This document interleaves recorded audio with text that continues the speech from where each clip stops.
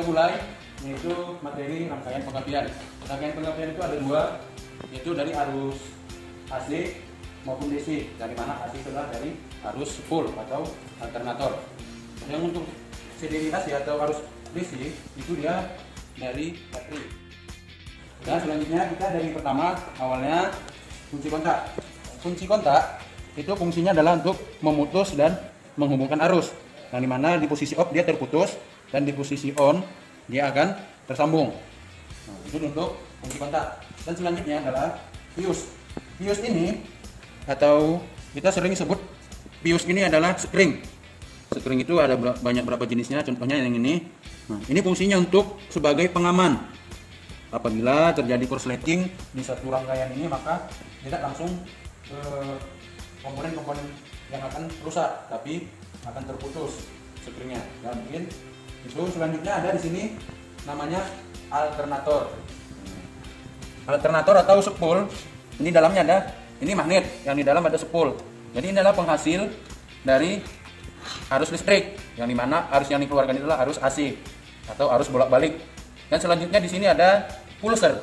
Pulser ini fungsinya untuk mengirim sinyal ke CDI. Yang mana di CDI kita akan jelaskan lagi.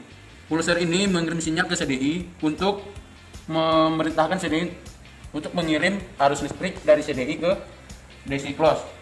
Nah, ini misal contohnya inilah CDI. Ini adalah CDI DC. CDI DC ini akan menampung atau meneruskan arus listrik dari spool dan juga dari baterai.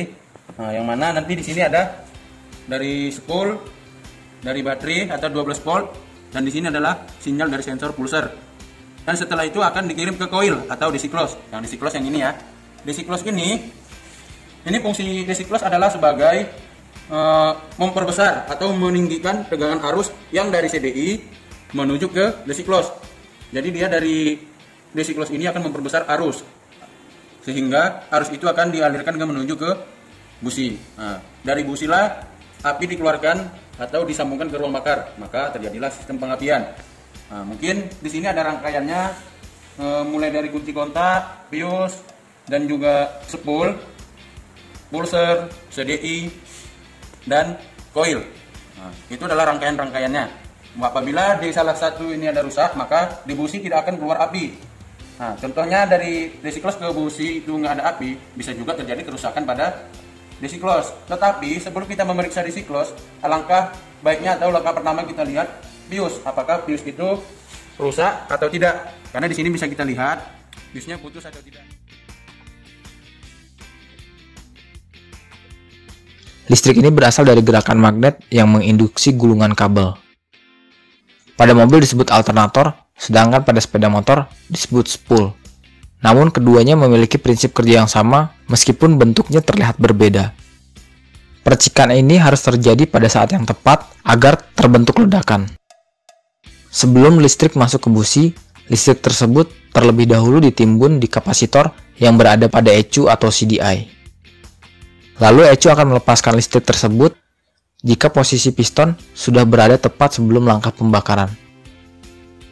Posisi piston tersebut dipantau melalui sebuah benjolan pada magnet.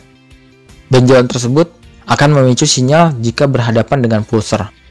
Sinyal tersebut akan dikirim ke CDI untuk melepaskan timbunan listrik menuju coil untuk dilipat gandakan tegangannya sebelum masuk ke busi. Atau jika menggunakan ECU, input sinyal akan digunakan untuk mempertimbangkan sudut pengapian yang paling tepat berdasarkan berbagai macam kondisi.